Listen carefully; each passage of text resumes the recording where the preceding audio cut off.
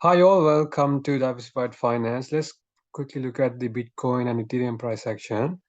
And this is the Ethereum price chart. So in my last video, I mentioned that Ethereum is in this rising wedge. Normally, this rising wedge is a bearish pattern. It tends to break down towards downside, right? So it keeps on going up. As soon as it breaks this trend line right here, then it could go a lot lower, right? The target price could be all the way back down right here. But we never know, given that there's a Ethereum merge happening. We might see probably consolidate here for some time and could go back higher, but there's more probability it could go a lot lower compared to what Bitcoin is doing at the moment. And Bitcoin is down right now is for one reason. Nasdaq overnight dropped about like 2%. So it seems like Federal Reserve would probably continue to increase interest rate in the coming few months, right? So when the interest rates are higher, you see a Dixie US dollar tend to go a lot higher, and then that will probably create a lot of uncertainty in the market, and market tends to could go a lot lower, right? So for the investors are kind of worried that Federal Reserve has not pivot yet. So it means like, it seems like there'll be further rate rises coming in the future. So when the interest rate goes higher, market doesn't like it. And if that's the case, markets will tend to correct, like, it could correct a lot lower if they keep on increasing interest rates. So that's why, as because the Nasdaq dropped overnight, we've seen Bitcoin dropped, and then it dragged the whole market down with it, and then we've seen Ethereum break below this trend line, and now it's sitting somewhere near 1600. And I remember I mentioned in my last video when we are somewhere near 1070, 16 to 1600 to 1700. I actually completely missed out adding a lot of Ethereum around this area, right? Ethereum all like dropped all the way to about like $888 or so. But during this time, during this consolidation, could not add Ethereum because I was mainly focused on buying Bitcoin. And given that it has just broke above this line, which is like 1280, and then kept on going higher, I did not FOMO in, and I mentioned clearly I'm not going to FOMO in even in these areas, right? There's no point because it's a rising wedge. There's a higher probability could break this trend line and could go lower. So just as we expected, it broke below this trend line and it's kind of like going lower now. But now we have to wait and see. Like, we on the 4 hour chart, it's actually oversold. So let's go to the 4 hour chart and then look at the RSI. So this is the 4 hour chart RSI. As you can see, 4 hour chart, 4 hour RSI dropped to about like 18. So this is like really oversold level, right? So we could expect RSI to probably come back up to like about like this level, 30 to 40 level from 18. So if that happens, we could see Ethereum tend to probably, along with Bitcoin, this could happen to Bitcoin as well. Ethereum probably try to come back up to at least this level right here, around 1800, and then again get rejected and continue to go a lot further. It's a probability it could happen, higher probability it could happen. And let's look at the Bitcoin price right now. And let's not forget that on 15th of September, there's a Ethereum merge happening. So if Ethereum drops to like maybe 13 to 1200 or so, I'm thinking of adding some to my portfolio. Like, now adding means I'm gonna DCA, dollar cost average buy. And if towards September, if it goes a lot higher, I'll probably sell and take some money out. Okay, let's look at the Bitcoin chart right now. And let me switch this to dark mode so we can see the 200 weekly moving average. Okay, and let's go to the 200. So this is the Bitcoin price action. So it's a 4 hour chart. Just want to go to 200 weekly moving, a weekly chart. So as you can see, this white line is the 200 weekly moving average. So in the past, we've seen many times that it held that support and it was probably above this 200 weekly moving average consolidating for some time, and then we see like, bigger bull runs. But unfortunately what has happened, it dropped to this trend line. It went below 200 weekly moving average to about like 17,500, and this purple line is a long-term trend line, and it did not go below that, and it recovered, and it stayed somewhere in there, consolidate for some time, went back above 200 weekly moving average. So that was a bullish sign. But given that now it broke below 200 weekly moving average, so it's not looking good, because now 200 weekly moving average can act as a resistance, right? And if Monday, if we're going to close below this white line, which is about uh, 23,000, right? If we close below 23,000 on Monday, this weekly candle, because this weekly candle is not finished yet, so we have like 2 more days to go.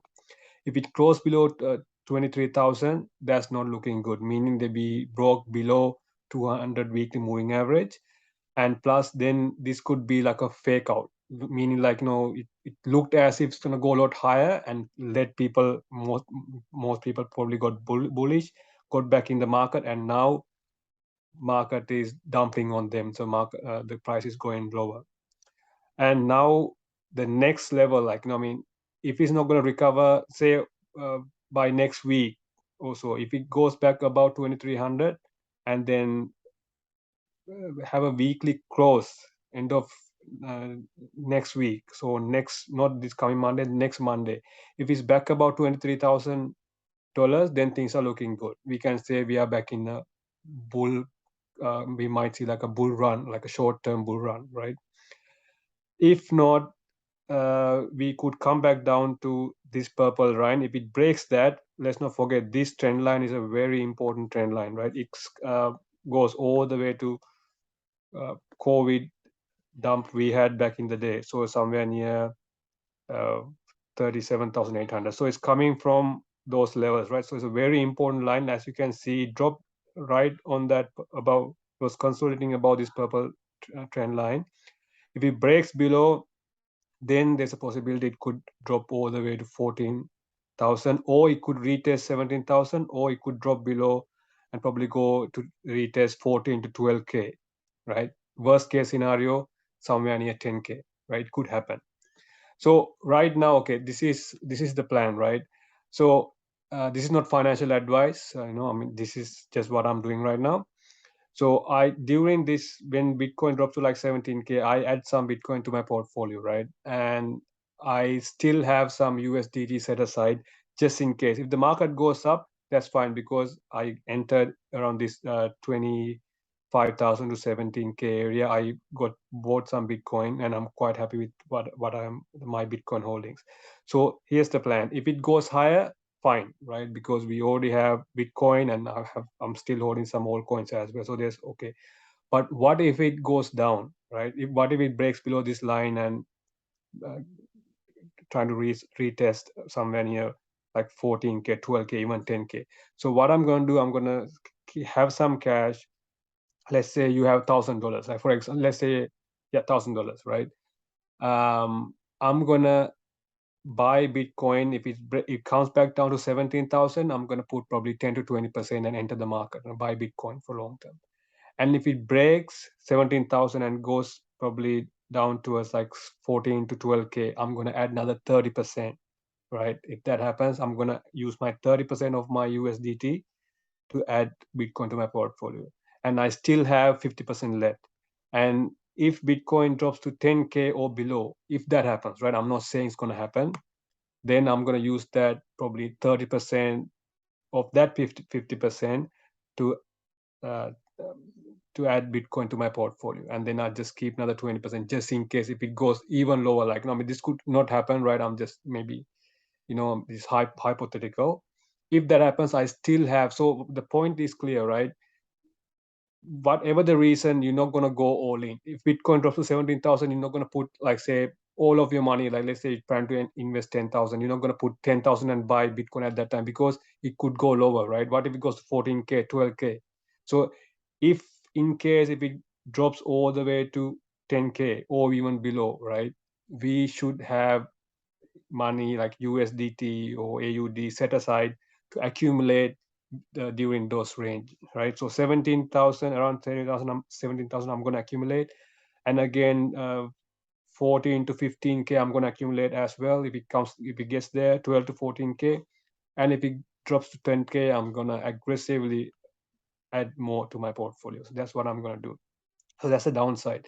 But given that, if you, let's say you don't have any, you did not buy anything during Bitcoin drop below 20K, now you can start adding some to your portfolio, like not start DCAing for your portfolio, right? Let's say you have 10,000, just gonna put like maybe 10 to 1,000 to $2,000. So you put like maybe 10 to 20% right now, right? And if it goes below, you can add another 20, use another 20% to buy Bitcoin. Even lower, another 20-30%.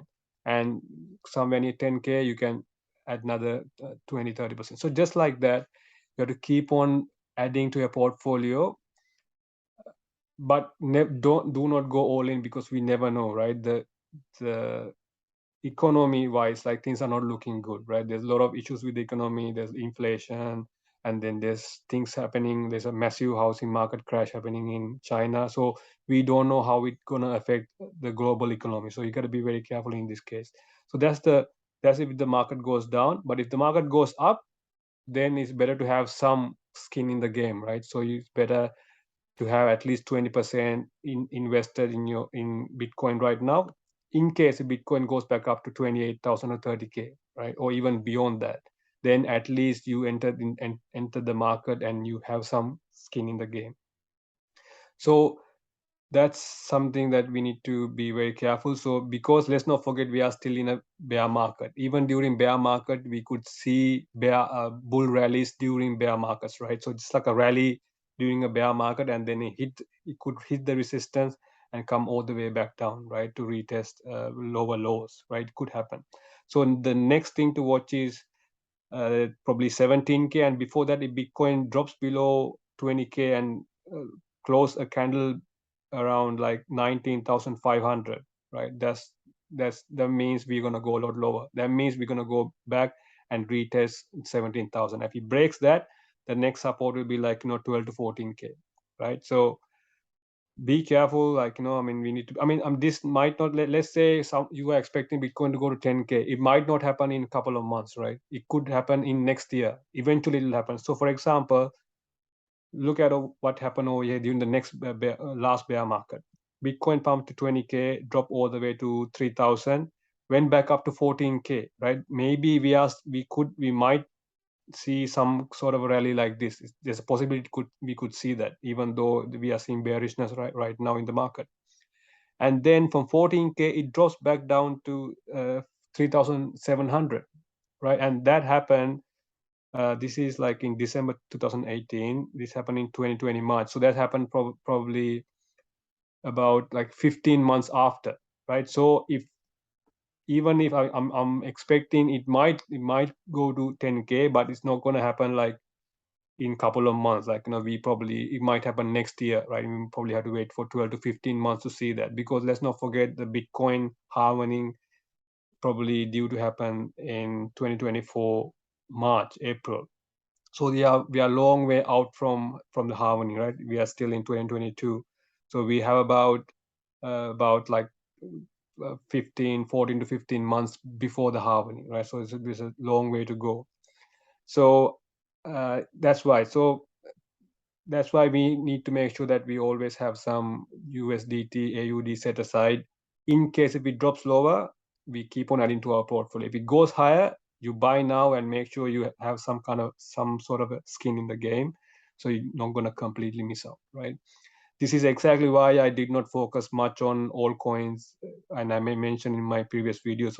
The focus is on Bitcoin right now, because imagine Bitcoin drops to like 17K, right? Worst case scenario, if it drops to like 12 to 14K, what would happen to all coins, right? They just probably correct probably 90% from here, right? That's why I did not bother much about all coins right now. But if we see a massive capitulation down to 12 to 14K, that could also be a really good opportunity for us to accumulate all coins as well. During the last capitulation will be a good opportunity. Even if Bitcoins drop to 10K, imagine Ethereum will be like probably drop back down to 300 to 500 or so. That'll be a great opportunity for us to buy Ethereum. This could happen probably.